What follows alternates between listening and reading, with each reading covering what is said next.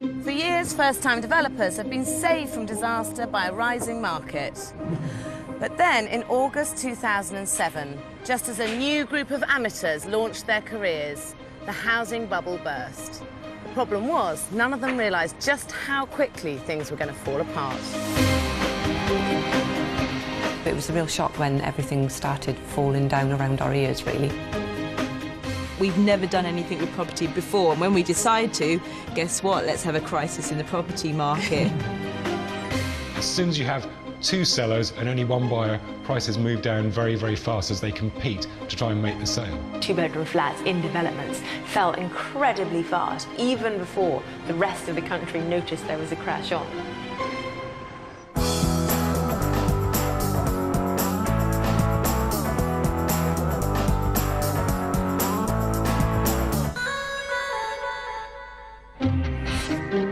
Buy a house, carve it up into flats and make a truckload of cash. It's the formula developers have been relying on for years and exactly what tonight's amateurs are banking on to make their fortunes.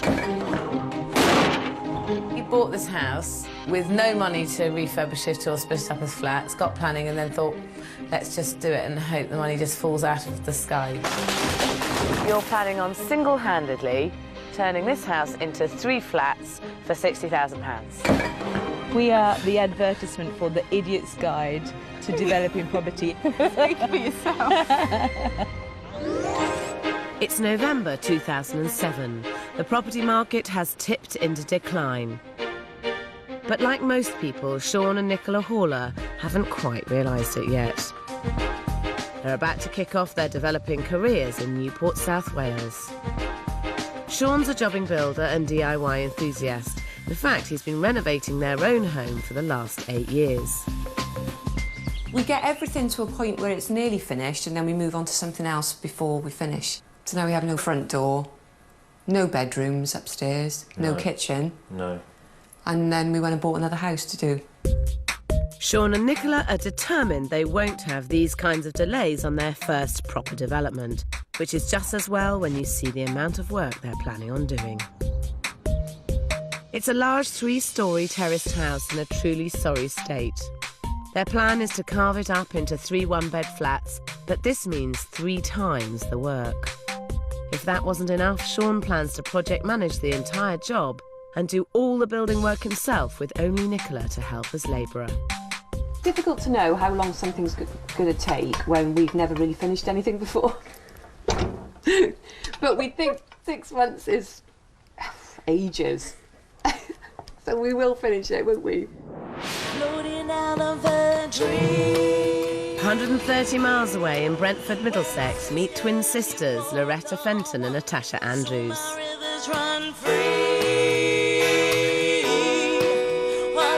They're both professional singers, and along with Loretta's husband, graffiti artist David, they're hoping to channel their creative energy into property developing. The sort of jobs we do being freelance, we don't have pensions in place, and property, I think, is a great way that potentially you can get some long-term security financially. But it's 2007, and investing in property is starting to become a very risky business. Oblivious to what's in store, they remain convinced this large 5-bedroom Victorian house is going to make them serious money by splitting into 2 separate flats. We have absolutely no experience whatsoever at property development. And no clue. We're aware it's quite a big project, but how hard can it be? This trio aren't planning to get their hands dirty. They've employed a builder, but they are planning to share the project managing, and divvying that up is never easy. You haven't done anything like this before, have you? I think hopefully we are the advertisement for the Idiot's Guide to Developing Property. If we can do it, literally, your dog can do it. Speak for yourself. Are you confident you can make this thing work between all of you? There will be a few tussles. There's already been arguments. Yeah. We haven't even started yet. I'm in the middle because I have the loyalty to my twin and the loyalty to my husband, so I have to be peacemaker. She could have her work cut out. By late 2007, there's an explosion in new-build apartments, coupled with a slowing climate, making it very hard to sell flat conversions. Even so, that's exactly what they want to do with this large 5-bedroom house. David, Loretta and Natasha's plan is to split the property horizontally and create a garden flat on the ground floor with a maisonette above. But I think they've missed a hugely profitable trick to beat the market. I think that there may be a simpler way to achieve the same thing, end up with more value and make your lives easier. I'm just wondering why you don't divide it vertically, because freehold houses always sell more easily than a leasehold flat anyway, and you're going to get more money for 2 houses than you are for 2 flats. It'd be quite a skinny house, wouldn't it? It's still something that someone would buy. I mean, it definitely would be more appealing than 2 flats. I believe so, yes. I mean, they're going to be 2 freehold houses, and ultimately you've got pretty much the same square footage. It's just it's tall and thin instead of short and wide. Automatically, I just thought it'd be so much more work to split it down that way rather than across that way. I think that you probably would find it simpler to do a vertical split, and I also think you'd make more money on it. They bought the property for £363,000 and have a £118,000 budget. They plan to sell both flats for £600,000, making a whopping £119,000 profit. But if they divided the building vertically in half, making one 3-bedroom house on the left and another 3-bedroom house on the right, they could boost their total resale by up to £100,000. You could be getting $330,000, maybe $350,000 each for them, whereas a flat here would be worth maximum $300,000. I must say that's sort of put a bit of a spanner in the works, and it's something that I had not considered at all. They'd also do well to consider that their £118,000 budget is very, very tight. I'm not convinced they've thought this through. How are you actually getting the money to do the work on this? Between us, we've got about £30,000. To start the work? To start the Yes. work. In reality, a development like this, you could get through £30,000 in the first couple of weeks. There's another property that we've got, and it looks like we're going to have to sell that and use that to have any kind of realistic way of getting the money. Will that cover all the work? That will cover most of it. So you'll get £30,000 of the way through the contract, and hopefully by then you might have sold your house to pay for the rest of it, and if not... We were approaching our bank this week to see about loans or whether it's an extension on our credit cards. Basically, you bought this house with no money to refurbish it or split it up as flats, got planning and then thought, let's just do it and hope the money just falls out of the sky. That's just the little thing standing in our way. Is a matter of getting thousands of pounds to do the work. In Newport, South Wales, Sean and Nicola Haller have got a similar-sized house, but they want to squeeze even more flats out of it. So what are you going to do with it? Well, the plan is to turn it into 3 one-bedroom flats. And how much do you reckon that's going to cost? Probably a lot more than we've got. 60,000 60,000 is the budget, so that's how much it's going to cost. Sean and Nicola bought the property for £129,000. They have a budget of £60,000 and plan to sell all 3 flats for a total of £240,000, making a £51,000 profit. The budget's tight, but unlike the Brentford trio, Sean and Nicola plan to do all of the work themselves. Do you have a trade? Or All trades. all trades? I'm not a master. Jack of all. I'm not a master of any of them. Right, so you're planning on single-handedly turning this house into 3 flats for £60,000 Yeah. in 6 months. In 6 months. Hey, you're going to be busy. For years, boosted by buy-to-let mortgages, converting houses into flats was a sure way to make money from property. But by early 2008, the UK is flooded with one-bed new builds. And Newport, South Wales is no exception. For Sean and Nicola, the glut of new flats on the market is threatening to jeopardise their conversion plans. There's been a lot of big developments where they've built big blocks full of one-bedroom flats. And I wonder whether, for your sake, whether it's best to add to the enormous quantity of one-bedroom flats on the market. I wonder whether you wouldn't be better having a maisonette on the top 2 floors and a flat beneath. And you're spreading a risk that way because maybe the flat market will lift up a bit, in which case you've got one, so that's marvellous, but you've got the maisonette as well. So you're spreading a risk away from the one-bedroom flat glut that appears to be in Newport at the moment. I mean, I totally understand where you come from, because it's just our figures what pushed us into thinking of the flats. Sean and Nicola want to put a one-bed flat on each of the 3 floors of this property, with inflated sale prices of £80,000 each. I think £60,000 is much more likely, but selling the 3 for £180,000 wouldn't make them a penny. Personally, I'd leave the lower ground floor as a self-contained flat, but turn the top 2 floors into a more sought-after 3-bedroom maisonette, which should go for £150,000. upping the total sale to £210,000. That could at least make them a £30,000 profit. And there's another crucial reason for going with my idea. A maisonette in a flat is going to cost you less money to achieve, and that's because building regulations are so stringent now in terms of sound and fire and thermal insulation that to turn these 2 floors into 2 separate dwellings, you effectively need to insulate them as totally separate units. And if you don't comply, you start right all over again. And I've been there with flats where one of the walls didn't comply with sound insulation and down the wall came. They'd all been decorated, skirting on, everything, and you just don't need that hassle, really. Our budget sits nicer with it being a maisonette and a flat. Yeah, it would make a big difference. Yeah, workload, but especially bearing in mind you're doing it all yourself. Yeah. I hate to agree with you, really. Marvellous, we like that. You may have a point. Whatever happens, on a tiny £60,000 budget and Sean doing all the work and management, with only Nicola to help as labourer, this is going to be one difficult development. So how's it going to work with you two? Are you going to be here all the time? It's going to be a full-time, proper job, Monday to Friday, Saturday mornings. And what happens when you don't agree? Because there's only 2 of you, so there's no deciding factor. Who's going to win the arguments? Oh, she'll go storming off, or I'll sack her, and then I'll go home later, and then we'll go to the office. Oh yeah, we call it the office, which is when we go. I don't know if we can talk about bed, but we get into our bed and we pull our duvet over our heads, and we've got a pact that nobody can be arguing in the office.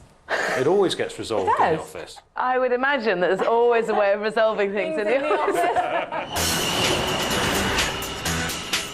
In Brentford, it's day 1 for Loretta, Natasha and David's builders. They're cracking on with turning this end of terrace into 2 houses. It's something of a miracle that work's even started, as last time I saw them they only had £30,000. We have actually managed to scrape all the money together, so we now do have the £118,000 that we needed, which is a miracle in itself. But it does mean that each month we're going to be paying about £1,800 a month, which is really, really scary. They've borrowed money left, right and centre and are seriously stretched. Sticking to their development schedule and running this project with the utmost efficiency will be crucial. But 2 weeks in, Loretta and Natasha get the big music break they've been waiting for, playing as a support act on Take That's UK tour. The opportunities we're having at the moment are things we've worked for, we've waited for, we've hoped for such a long time. The truth is that the house project does take second place to where we are. It's left to David to run the site on his own, but he's not there either. I've got a lot of work on right now, and it's intermittent, and so I might be able to be here for a day, but then I'm not here on an important day. It has sort of been lumped on me to try and sort it out, and I'll just have to see what happens. This is making Nick the builder's job very difficult. I've only seen David once or twice. Extremely hard to get hold of. Never answers his phone.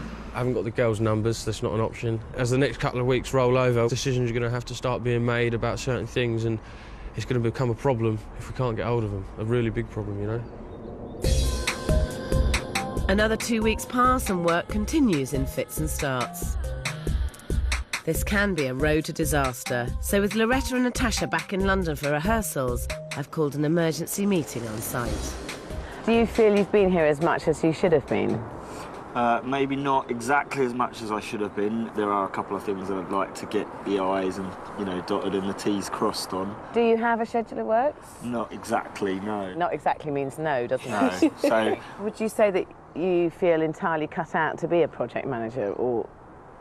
no, not at all. Like you say, you admit it. But he's the one who happens to have more time, so he's the one who's here. It would be fairer, and I think it probably more beneficial to this getting finished well and on time for you all to have more of a role in the management of this. Do you think that's fair or not? Might be fair, I don't know if it's realistic. Yeah, I mean, music is what we're really passionate about, Loretta and I, and David with his artwork as well. But also, it is how we make a living. But that is the balancing act that you've kind of chosen to take on. And I don't think that a site is a very easy thing to pick up and drop down as and when life fits around it. I personally think that all three of you should meet on site together at least once, if not twice a week.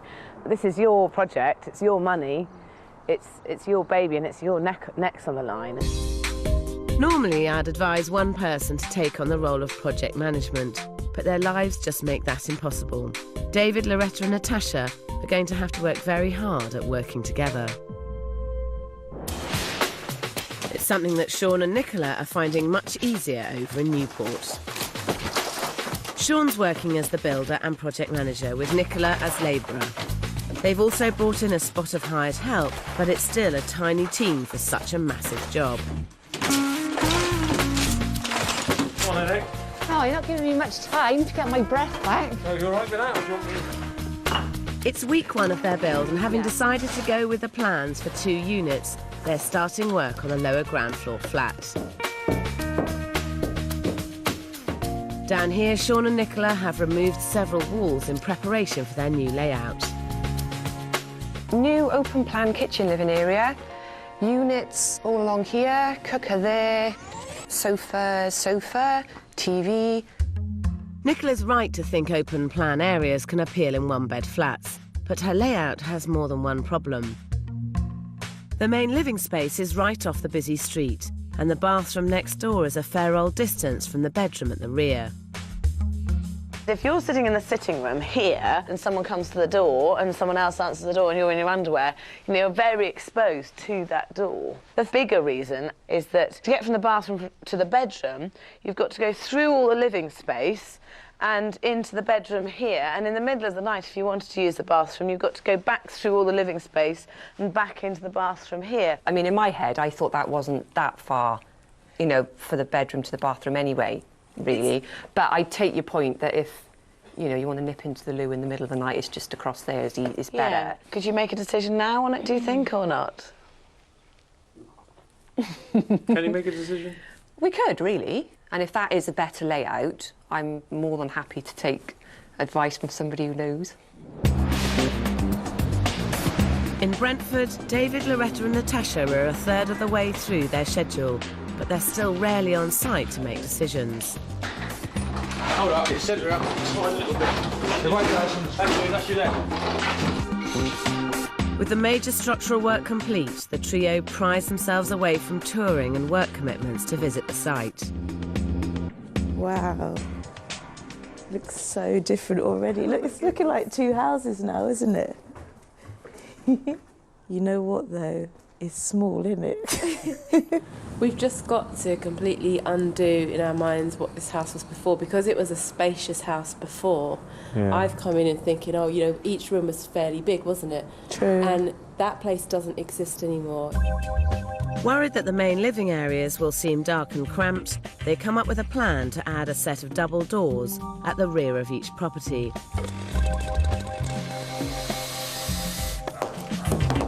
But then, surprisingly, they decide to install doors in just one house. There was talk of having double doors here, which would have been really nice to let more light in. But unfortunately, it was a little bit late in the day. I spoke to the builder about it, and it was going to cost about £2,000 to change it to a double door. So we're going to have to stick with a single door, really. Installing double doors is a tiny expense compared to what it would add to the saleability of this property. but it's money this trio don't have. And to add to the problems of underfunding, on site the project is grinding to a halt. Are the carpenters in today? No. Because these ones aren't done. We can see everything that he's doing. Back in London for a few days, the girls aren't happy with the way work is progressing. I've not been here regularly, and each time I've come, I've had to look really hard to see what's been done while I've been away. And that's really frustrating. Nick, the builder, is equally frustrated. As you can see, we've got no kitchens, so we're delayed in what we're doing now. The work's pretty much come to a standstill. If I'd have been left in charge of getting the kitchens, they would have been here 3 weeks ago and they would have been in by now, you know, and we would have been well finished.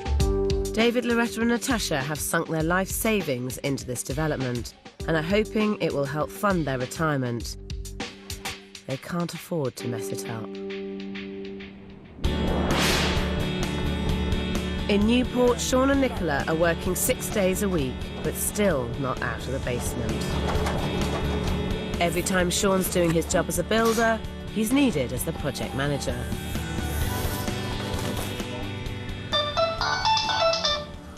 Hello? Yeah, no problem. How can someone ring me and then put me on hold? My phone ringing can get to a point where I can't even remember where I'd left my phone. Sometimes I feel like just leaving my phone and actually turning it off. I've had my hands full of tools. By the time I put them on the floor, I go to my pocket, get out of my pocket, call's gone. Oh, while I'm trying to figure out how I receive my missed call numbers, someone else is ringing me. Oh, it's just hectic sometimes. Sean is trying, but failing to do it all. I think it seems to me as though the best thing to do would be to get somebody else on board to offload some of the project management. What do you think about that? No. No. No. I can't see him doing that. No, because I'd have to be managing the project manager who's managing me, because I wouldn't be able to even let the project manager do it. But I was wondering whether you offload some of it to Nicola, because I know you want to help on this project. He would agree with this, I know, I could see it. I probably am guilty of hiding behind him a little bit and thinking, Sean will do it. Sean will ring them, Sean will sort that out. I'll tell him to do it. I'm quite happy to write the note and say, this needs to be done, this needs to be done. But I fall short of actually doing it because I know he will. You don't look completely convinced this is going to work. No, not entirely, no. Part of me wonders whether it's just that you're a bit of a control freak and you don't want to let go. Yes, I agree. Sean, do you think you're going to be able to give this up? Or? I'm happy to give it up, but Nicola's got to be confident enough to be able to take on. Would you be prepared to take on this extra work? Yeah, they'll have a go. As long as you'd be confident that I'll be ordering the right thing. I want to know why I get such good discounts. In Brentford, there's little sign of progress, and the situation has reached crisis point. I don't accept that. I'm sorry, I don't accept that. Sorry, because you don't understand. Regardless of whether you accept it, Loretta, that is the fact. But these guys need to get it together quick because they've borrowed hundreds of thousands of pounds and the housing market is about to implode. As soon as you have two sellers and only one buyer, prices move down very, very fast as they compete to try and make the sale.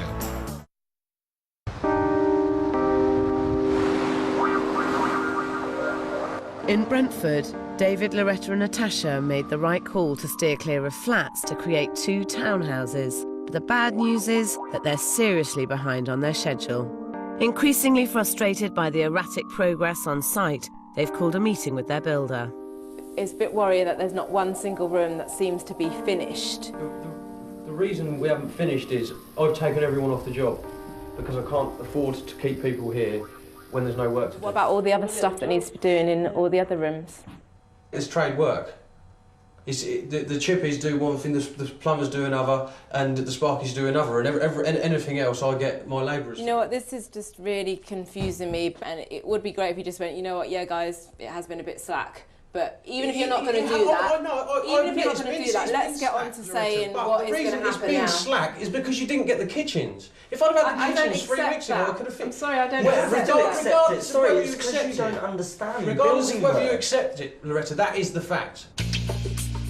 Having reached stalemate, Nick the builder leaves the job.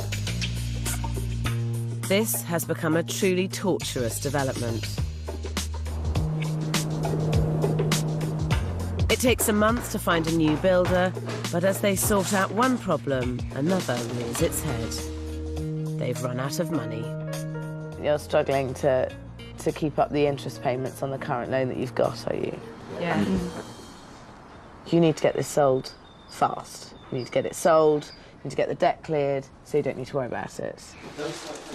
But a quick sale seems unlikely. They've hit on another false economy. They've decided to decorate themselves. How long are you expecting it to take before you finish? To finish all of the decorating? About 4 weeks, I think. Have you got 4 weeks that you can dedicate to decorating this full time? You mean 8 hours a day? Yeah. No. They simply have to hurry up and get this finished. It's May 2008, and confidence in the housing market is at an all-time low, with mortgage approvals the lowest since records began in 1999. To add to their woes, their own mortgage payments are £1,800 per month. But instead of trying to bring costs down, they're adding to their schedule by opting to decorate themselves. A professional team of decorators is likely to take probably 5-6 weeks to decorate this. And I know at the moment you kind of feel you're drowning in the bottom of a pit of debt and despair. But to decorate all of this inside and out, it's going to cost you less than £10,000. And I'm not saying £10,000 is hardly any money, because it's not. It's a massive amount of money. But on top of the debt that you've got, £10,000 to service a year is £30 or £40 a month. I'd love to get a team of decorators in, but we just don't have the money. And I think another loan would be we wouldn't be able to cope. The danger is, though, the longer this project runs on, the bigger the overall debt will be.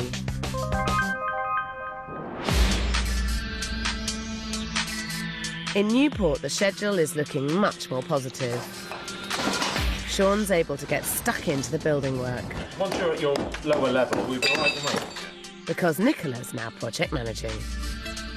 Sean wouldn't have done this kind of thing, you know, he'd have just had it all in his head and probably forgotten lots of things. The more I can take away from him, the longer day that he can have. And Sean's just the kind of person that if he's done a full day, he's satisfied. So, you know, I think it's working quite well. The site is really motoring, and now Sean's tackling the tricky business of soundproofing the two properties to meet the stringent building regulations. Oh, it's just a complete nuisance. Further on down the road, there's a guy who's doing a similar acoustic floor, and it failed by 1 decibel. You know, I dread that. You know, hopefully, touch wood, that it'll be fine. Sound tests won't be carried out until both properties are finished. If they fail, Sean will be ripping everything out and starting again.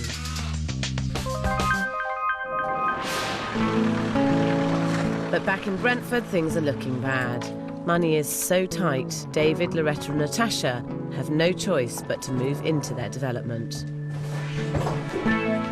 When we took on this project, we had no idea whatsoever how difficult it was going to be. Every time you think it can't go on like this for much longer, then it just does.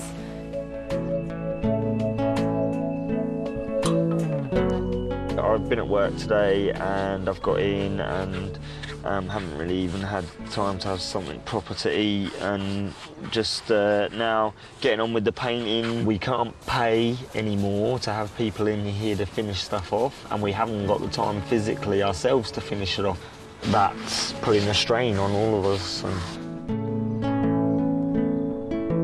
I just totally can't imagine us ever being finished, which is really depressing.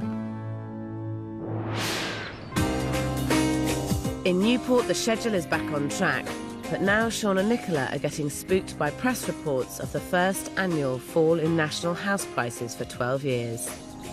Average house price down by 7,788 quid in Wales. Great.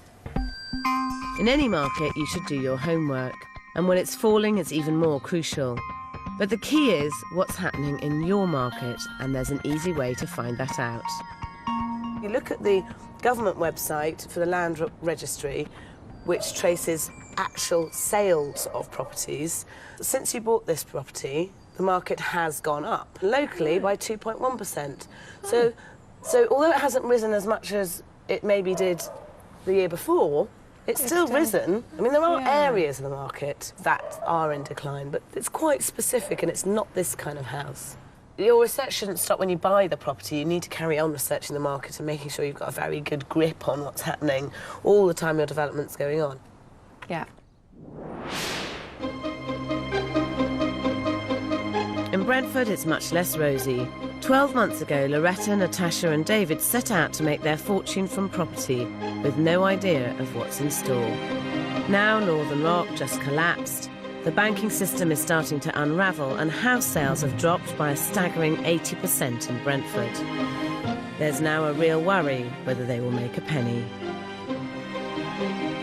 We literally don't have any money left now. We've begged, borrowed, stolen everything we possibly can now, and that is it.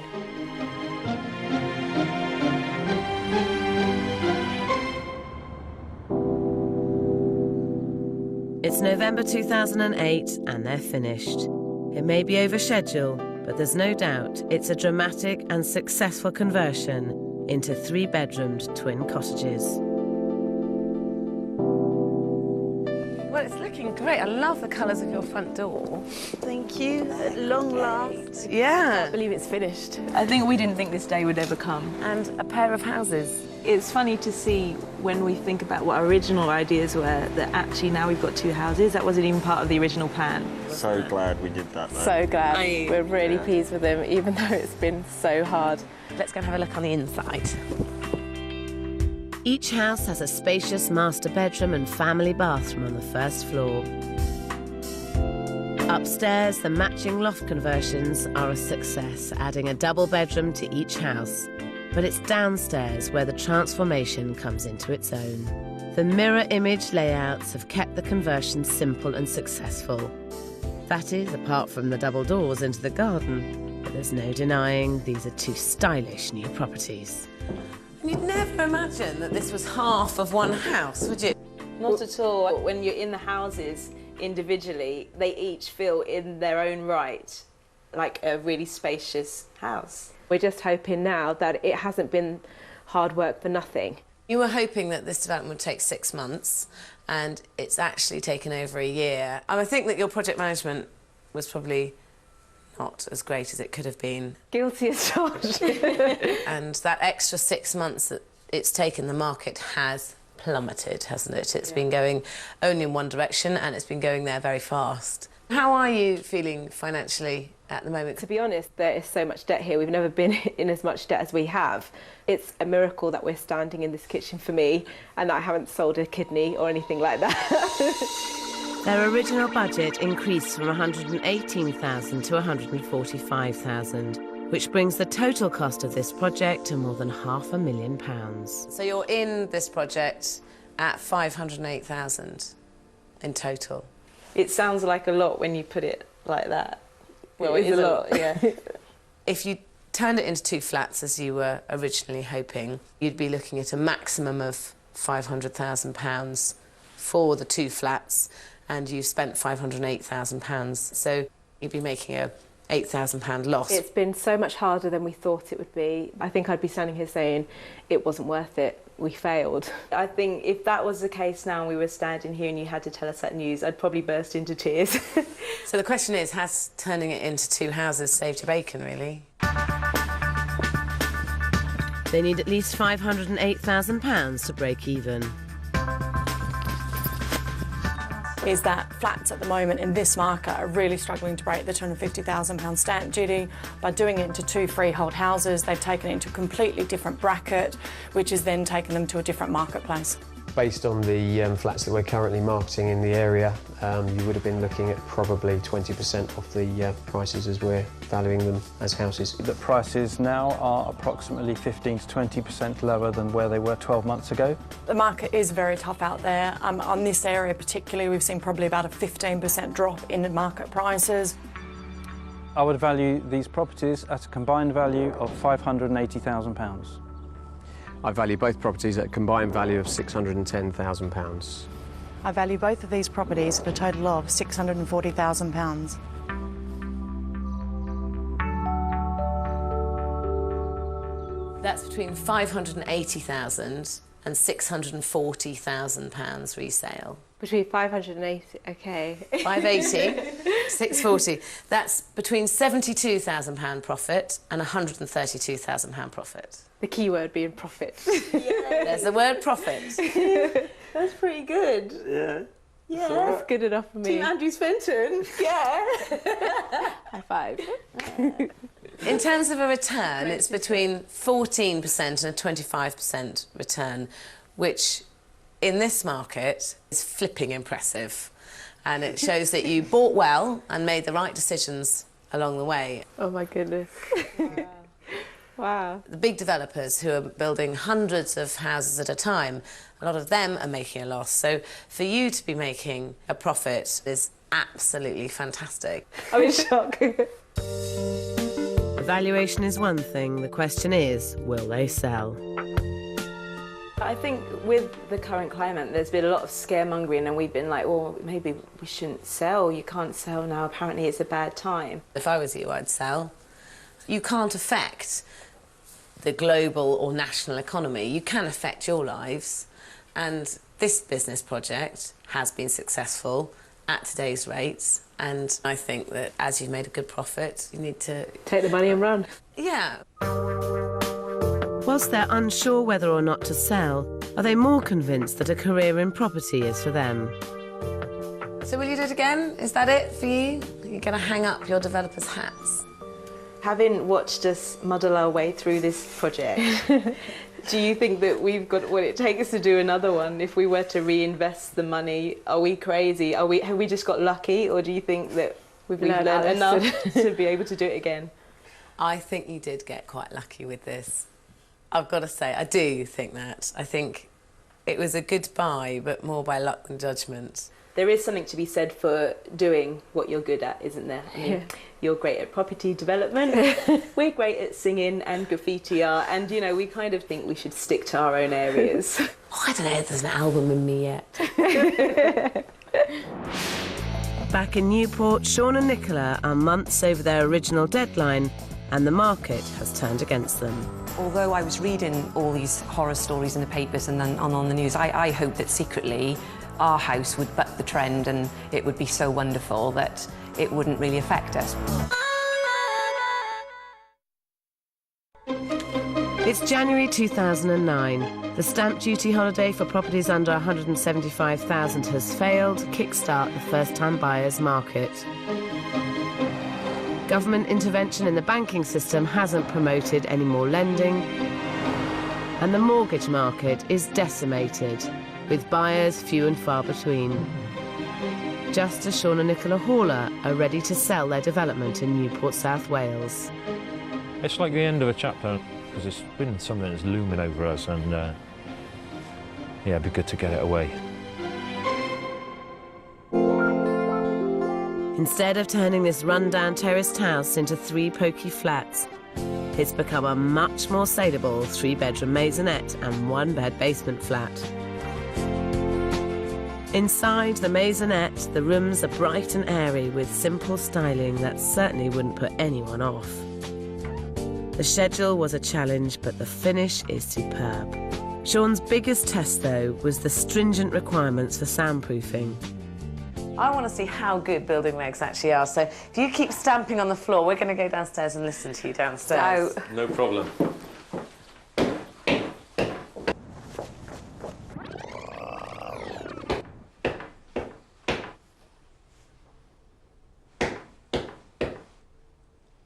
That's really impressive. Yeah. Yeah, you can't hear it. You meant to come and tell me to stop. Couldn't hear you. The once dark and dingy basement has been transformed into a light and bright aspirational apartment. The finish is immaculate and the styling in keeping with the top quality theme. You took on the most enormous challenge. Not only was this a big development to do, but you only had a £60,000 budget to do it. Do you now look at it and think, how did we ever think we could do it for that? Yeah, it was, with hindsight, it was completely unrealistic, our budget in the beginning, wasn't it? But then, because we've always done everything on a shoestring, it seemed like loads of money. It's taken them a year to finish, and their original budget has leapt from £60,000 to £93,000. I think that's pretty impressive. To create a maisonette and a flat of the quality that you have for £93,000 is, well, not many people could do it. I haven't had a wage out Yeah. there, so you include that and... You haven't done a little bit of painting, have you? Yeah. Done a lot more than that. So really you've had you on full-time on this, but still £93,000 is impressive, and especially when you think you bought it for £129,000, didn't you? Yeah. So it's a total of £222,000 that you're in this project for. Yeah. Now, there has been the most extraordinary downturn in the market since you bought. What do you reckon that you might be able to get for the pair of the properties together? Well, I've had to sell quickly, I suppose. 225, 230 maybe? Break even. Yeah.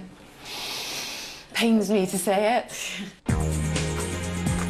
So they need to sell both properties for a combined £222,000 to break even. Wow, this is amazing. Fabulous reception space, really nice flooring, radiators, contemporary, even in a hard time. People want good properties. This property really is fantastic. Buyers, they're there, they're focused. They aren't as many as there were, but they are there. Prices are 50% less than what we were getting last year is what we're achieving now.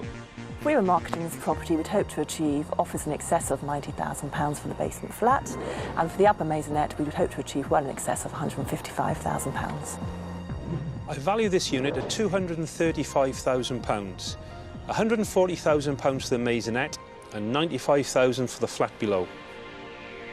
I value this property at £230,000. That's £95,000 for the basement flat and £135,000 for the maisonette.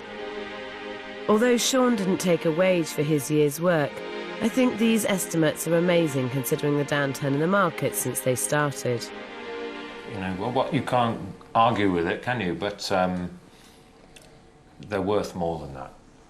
Is there a bit of you that just thinks, well, I've put so much effort in, I need to see a lot of value out of it, and do you think you're a little bit, perhaps a bit unrealistic about how much they're worth? No, I think they're worth that money. I think they're worth that money. The market is saying that no one wants to pay that money. It's a harsh reality given the work they've put into this project, but Sean and Nicola finally face it head-on and wisely accept an offer for both flats of £230,000, making them an £8,000 return. It was on the market for about 6 weeks, and we were lucky enough to get a buyer who wanted to buy both together. And we fetched not a bad price for it, considering how the market is now. So looking at that, we should be pleased with ourselves, but... It is difficult not to get het up with the money side of it and be really downhearted and think what could have happened had you done it 2 years earlier. The fact is we didn't do it 2 years earlier, and we had to live with the market as it was. In Brentford, the trio decided to sit out the crash, and 5 months after they've finished, they're living next door to each other. And Loretta and David now also have a slightly different project to manage. I don't regret not selling. It's an investment for the future, and I think that it can still be that. It's just a case of waiting a bit longer. We're staying put for a while because of having a baby. It's made me even more appreciate what we've done. It just means that we get to reap the benefits of our work rather than somebody else. For us, you know, our first project ever at one of the most difficult times, it's really quite amazing that we've got through it, to be honest. I would definitely do a development again. I'm not sure straight away, and I don't think our finances could handle that anyway. Or our nerves. Yeah, but don't let me manage it. Don't start that again. When you're developing in this market, it's imperative that you have a 20% profit margin built into your budget. Your schedule needs to either be really fast so you can get in and out of a falling market, or take a much longer-term view so you can ride through any uncertainties. Next week's developers set out to secure their future and end up digging a big hole for themselves. you've got a pond down here. In the basement, there is no foundation. We're stuffed. That's our profit down the drain.